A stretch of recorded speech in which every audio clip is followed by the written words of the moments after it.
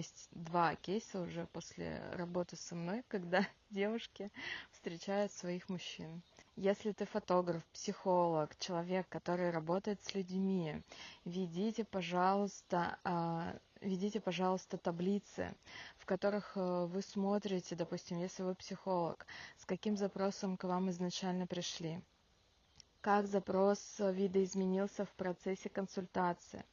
Возможно, что-то изменилось по ходу терапии, взаимодействия вашего, потому что я, когда сама проводила проект очень интересный про женственность, ко мне девушка пришла с запросом, что она хочет встретить мужчину, но в процессе же первой встречи она для себя выбрала другое направление, что она хочет принять, полюбить себя.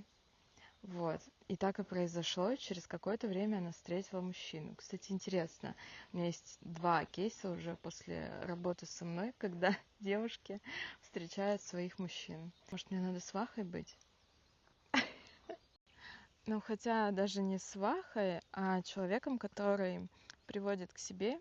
Так что когда вы работаете с клиентами, ведите оцифровку, какие консультации, какие фотосессии вы проводите, в общем, сколько штук, какие суммы это вам приносит, чтобы потом проанализировать, что вам больше дает, к чему вас больше тянет, с какими запросами к вам больше тянутся люди, чтобы усилить эти позиции.